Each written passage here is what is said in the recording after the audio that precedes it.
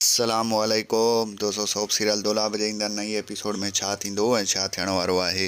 हिन जी तफ़सीलात ॼाणण लाइ जेकॾहिं बि असांजे चैनल ते नवां आहियो त महिरबानी करे असांजे चैनल खे सब्सक्राइब कंदा, जीअं हर ईंदा नई ख़बर जल्द खां जल्द तव्हां ॿाहिरनि ताईं मुहैया थी सघे।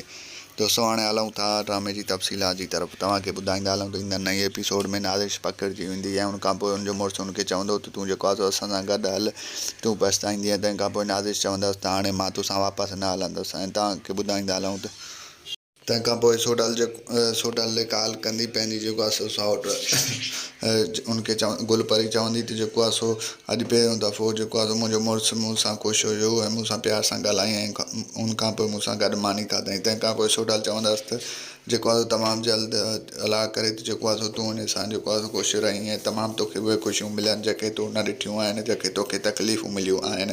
ऐं उन खां अलावा तव्हांखे ॿुधाईंदा हलूं त जेको आहे सो मंसूर ख़ान ईंदा नई एपिसोड में रज़न ख़ान वारनि वटि ईंदो ऐं रज़न खे हिकिड़ो कमु चवंदो त ॿुधाए तुंहिंजे कॾहिं करे सघींदो, तूं मूंखे ॿुधाए। तंहिंखां पोइ रज़न चवंदासीं हुकुम कर, जेको बि कमु हूंदो मां करे वठंदुसि। ऐं तव्हांखे ॿुधाईंदा हलूं त मीशा नवाज़ ख़ान वधि में वधि कोशिशि कंदो रज़न वारनि खे पुलिस में वधाइण जी, बहरहाल उन्हनि ते को बि केस दाख़िल न थियणु ॾींदो।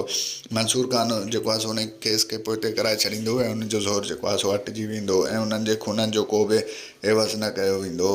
ऐं तव्हांखे ॿुधाईंदा हलूं त मुराद वारा जेको आहे सो फ़िलहालु बेवस थी चुका आहिनि, छो जो हुनजो भाउ पीरल जेको आहे मीर शाहनवाज़ ख़ान वटि आहे। हाणे फ़िलहालु त उहो को क़दम खणी नथा सघनि, छो जो मीर शाहनवाज़ ख़ान उन्हनि खे ईअं मजबूर करे छॾियो आहे। छा ॾिसूं हाणे उहो पीरल खे छॾाईंदा या उनखे छॾे ॾींदा। तव्हांखे मुंहिंजो रिपोर्ट कीअं लॻो कमेंट सेक्शन में पंहिंजो राय ॾींदा।